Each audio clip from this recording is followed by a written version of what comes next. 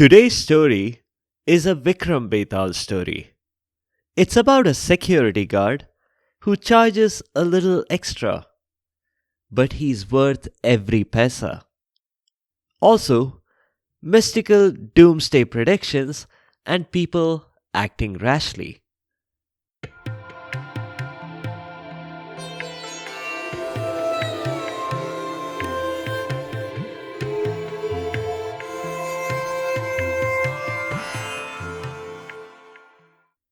Welcome to Stories from India.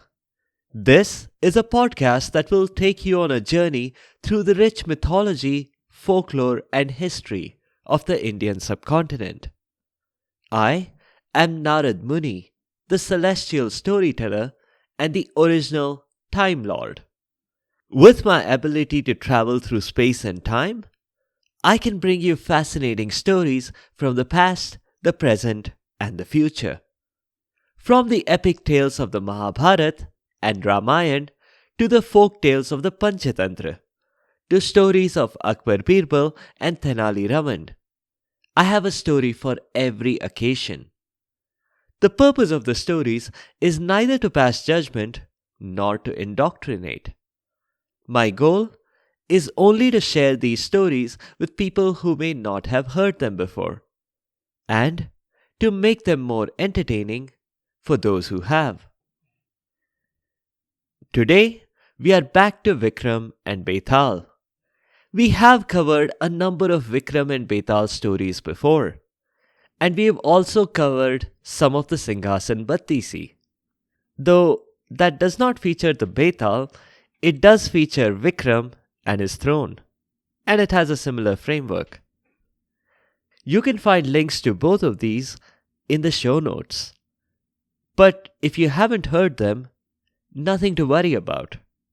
Because like many episodes on this show, this one too stands alone. The only context you need is the framing narrative. And I'll give you a quick summary of that now. Vikramaditya was a pretty well-known and well-respected king. His people appreciated him by giving him gifts. You might wonder what kind of gifts a common person might give their rich king.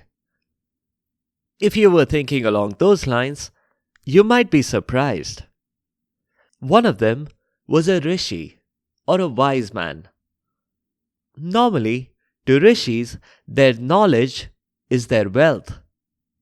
But maybe not to this one, because this rishi gave Vikramaditya a mango every day. Vic didn't really think much of it until one day he accidentally discovered that each of those mangoes contained a massive and valuable gem inside. Naturally, Vic felt obligated to pay the rishi back somehow. And that's precisely what the rishi wanted. He explained to the king that he needed his help to complete a special prayer.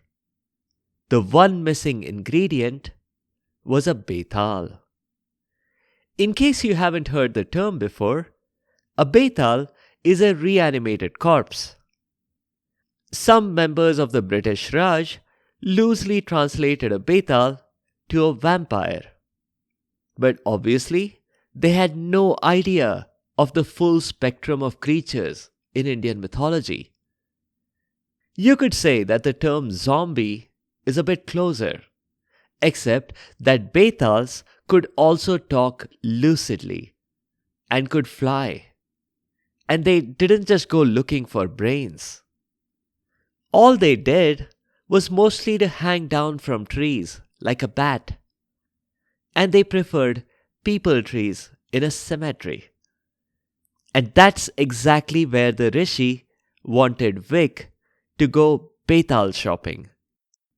For reasons the rishi did not disclose, Vic had to fetch the Betaal from the tree in the middle of the night, and all by himself.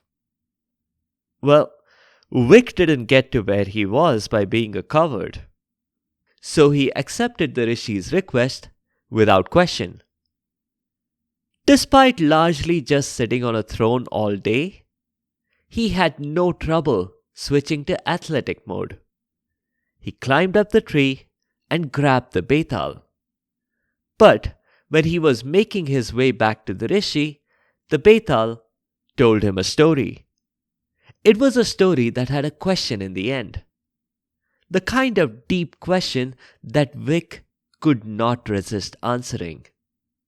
The only problem was that every time Vic opened his mouth to speak, Betaal was able to escape and fly away. This happened over and over. It may seem to you that Vic wasn't learning from his experience because he wasn't keeping his mouth shut. But the Betaal wasn't learning from experience either because he kept going back to exactly the same spot on the same tree. This happened 25 times. The Betaal told him 25 stories and always with the same outcome. We've covered a number of those stories before. Today's story begins exactly the same way as the others, with Vic walking across the cemetery with the Betaal on his back. The Betaal normally would have remarked something about the weather, but so many times in, they were both past such icebreakers. And so, the Betaal launched straight away into the story. Long, long time ago, in a kingdom far, far away, there was a job search going on. The position was that of a security guard. This guard would be posted at the city gates. There were other guards at the city gates, and the city seemed to be doing just fine despite the vacancy. So it shouldn't have been such a big deal. But the king, Roop Sen, put an extraordinary amount of personal effort in his attempts to fill this position. His minister noticed this and tried to put a stop to it. He tried to hint that there were boxes of paperwork that were waiting for him. Roop Sen had so many things to do: raising taxes on the poor, playing golf, having some people executed for frivolous reasons. But Roop Sen wasn't interested in mundane things like that. He insisted on personally reviewing each resume and conducting each interview. "I'm afraid you've gone mad with power, Your Highness," the minister told him. "Of course," the king replied. "Have you tried going mad without power? No one listens to you, and they force you into a white padded cell." Which was a fair point. So the minister accepted it and handed him the next packet of resumes. Roop Sen read each one and tossed them everywhere with his evaluation of those candidates. Addicted to sports, doesn't have a mustache, has a beard. This one's kurta is too short. And this one is allergic to shiny marble floors. And this one has too many pets at home. The minister thanked his lucky stars that he had come into his current position through nepotism, rather than having to beat this king's resume scrutiny. Another resume stack was gone. But when the minister went to throw out the box, he found one in the box that he must have missed. He was going to quietly throw this one away, except the king saw him. The king read this resume a lot more favorably than the others. Not bad. He can deadlift a chariot, horses included. He's won 3 Olympic gold medals for running, the javelin, and wrestling. I guess he doesn't meet our minimum threshold of 4 Olympic golds. But I'm in a generous mood today. Bring in this guy. All the candidates were waiting outside. The minister ushered in Ram Prasad Dasharath Prasad Sharma and dismissed everyone else. But at least the rest got a participation certificate for all the waiting they had to do. Inside, Roop Sen looked skeptically at his only candidate. You don't look 7 feet tall. I am 7 feet tall, Your Majesty, Ram Prasad replied. This being ancient India, there's no universal standard for measuring a foot. Indeed, according to my little son, I'm 10 feet tall. So I asked everyone I know what they thought my height was, and I just averaged it. Well, well. At least you're data driven. That's good. Now, what salary are you expecting? 100 gold coins, Your Majesty. The king was astonished. And that was even before Ram Prasad added, every month. He expected 100 gold coins every month. Roop Sen agreed, in a clear demonstration of how arbitrary decision making was in ancient Indian kingdoms. And because the position allowed him a salary advance, Ram Prasad Dasharath Prasad Sharma walked out with a bag full of coins before he had guarded the city gates for even a single minute. The minister, who had just finished picking up his jaw off the floor, humbly requested that the king should consider him for the post. The minister would no longer get to work in the palace, and he would have to work nights. But to offset that, he'd have a massive pay raise. But the king refused flat out. I'm just testing him out. We have a fire at will clause in our employment contract. I only agreed because I wanted to see what he's going to do with the money. Now, bring me my secret disguise, won't you? No, not the Batman one. That is strictly for international trips. Bring me the poor beggar one. I'm going to follow our new security guard. So the king did.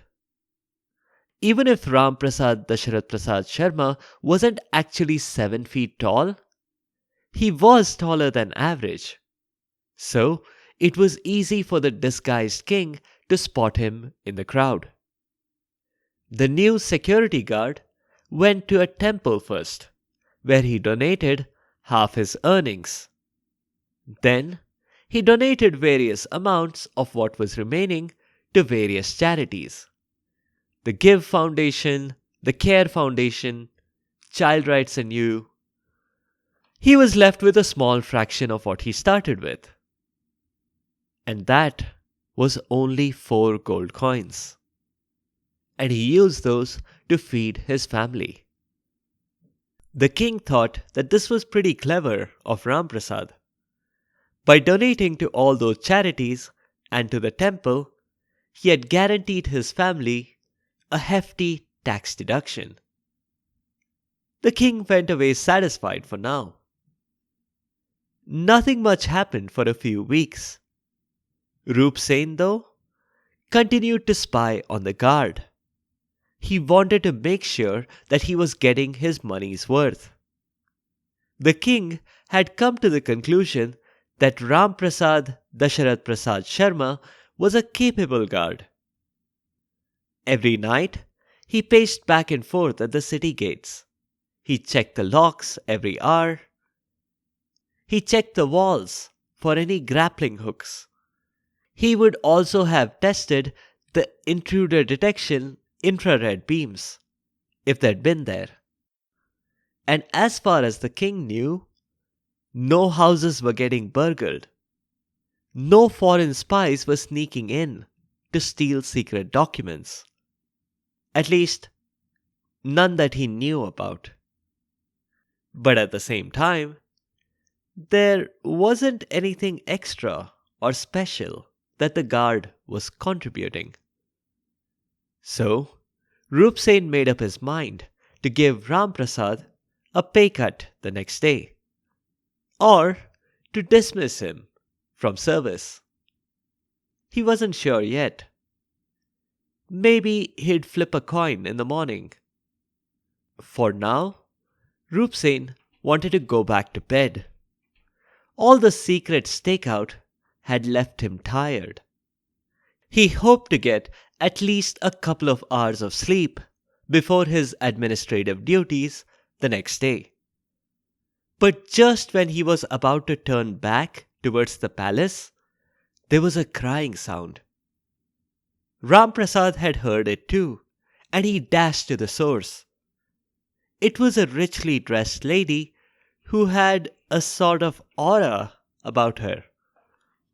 She wasn't a normal human being, definitely, because she was also in a chariot that was hovering above the ground. And she was crying. Ram Prasad asked her why, and the lady replied that she was the goddess of luck, and she was crying because the king of the land, Rup Sen, was going to pass away in a month. Ram Prasad was shocked, and so was Rup Sen. He had followed his guard and was now observing them from behind a tree. Ram Prasad was a little skeptical. He asked to see the goddess's identity card and her driving license and registration for her flying chariot. He also made sure that it was a real flying chariot and it didn't have any strings attached. "Okay, I believe you now," the guard told the goddess, handing back her papers. "Sorry for having doubted you.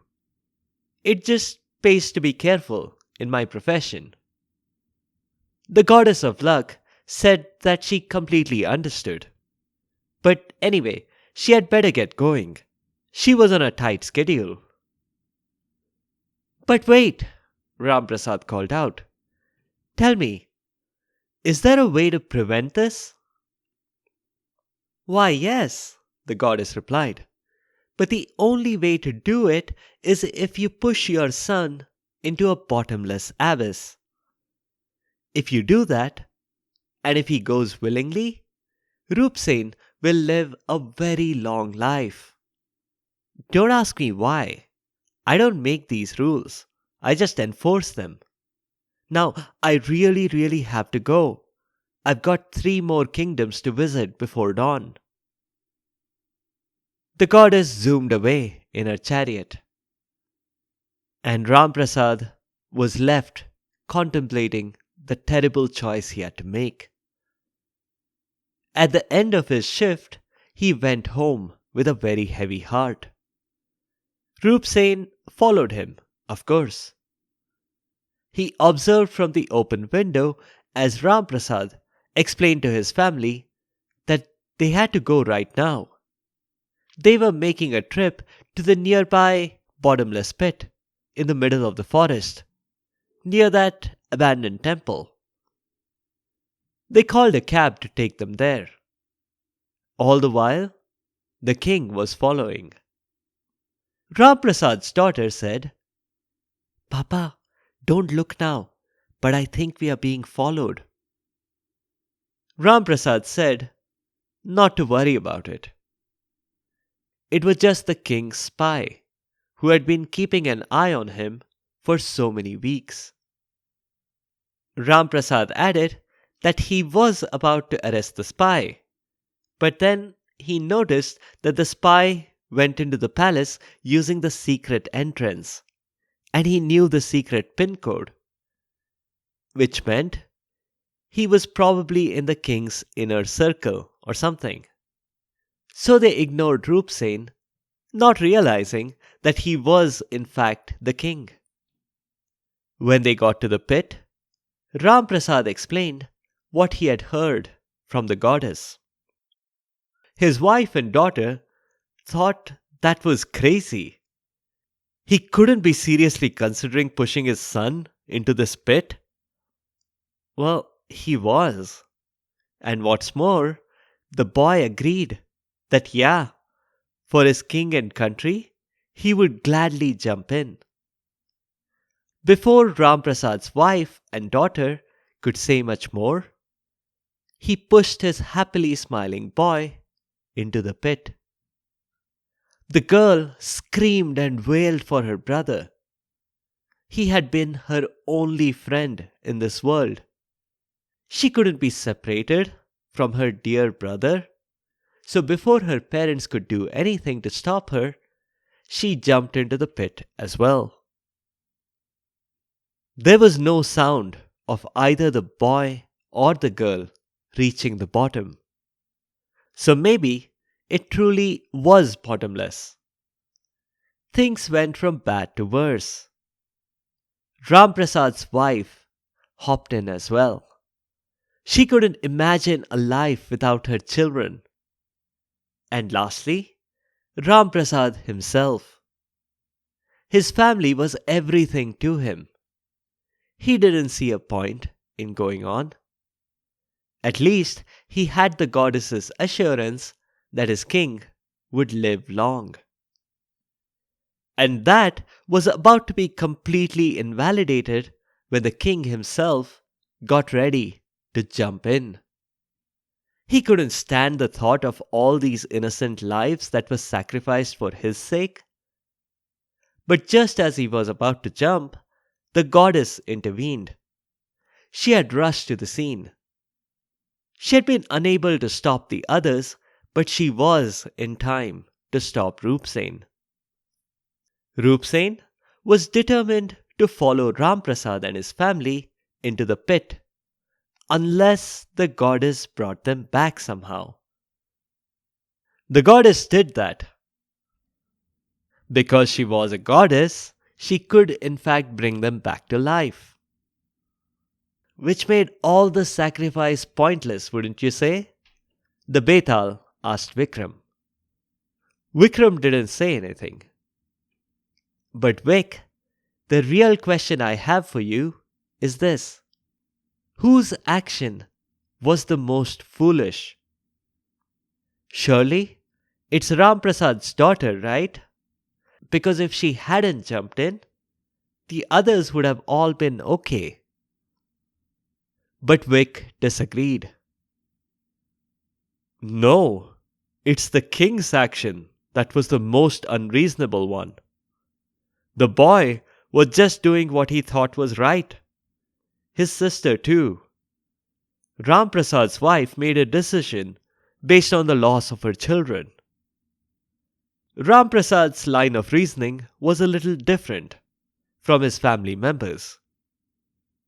He could have chosen not to jump into the pit. After all, family wasn't actually everything to him. His actions showed that he did put his king and his kingdom above the life of his son. You could argue that his earlier decision to accept what the goddess told him also showed gullibility. Clearly, the goddess didn't need a sacrifice. Why not negotiate some terms with her? Or to find out how Roopsen was going to die and try to prevent his death? The goddess seemed like a nice person. It was very unlikely that she would go all out in trying to have Roopsen killed, Final Destination style, if you have seen that Hollywood movie. The Betaal said that he had not heard of it. But to please continue, how was the king's action the most foolish of the lot? Vikram explained that the king had tried to jump into the pit. That wasn't a clever trick just to get the goddess to bring Ram Prasad and his family back. He actually was going to jump in. That was foolish because that would have made the family's sacrifice completely meaningless. When does it make sense for a king to endanger himself for just one of his subjects? The Betaal said, I'm really glad you brought that up, Vic. That will make our future conversation a lot simpler. Anyway, you've been speaking, so I'm off now. I'll see you in a bit, back on the tree.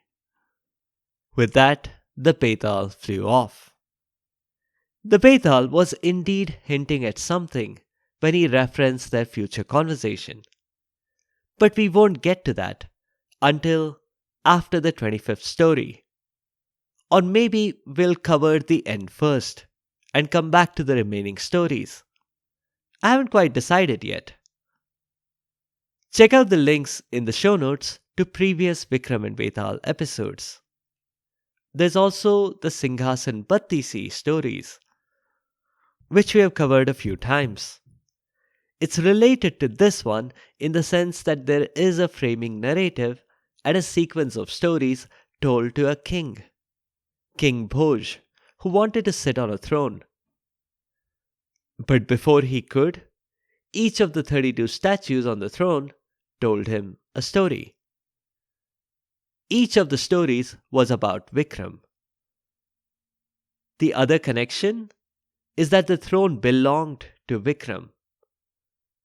It had been a gift from Indra, the chief of the Devs, who had wanted to reward Vic. Vic has also featured in other stories that we have not yet covered on this show.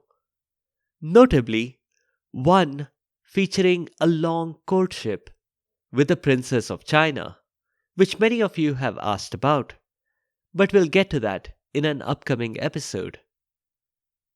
In the next episode, we'll talk about how and why Lanka was created. The story features not just Ravan, but also Shiva and Parvati, and Mayasur, whom some of you wanted to hear about. Whether it was Mayasur or Vishwakarma who should get the credit for Lanka's construction, well, we'll talk about that next week. Thank you all for the comments on social media and on Spotify's Q&A.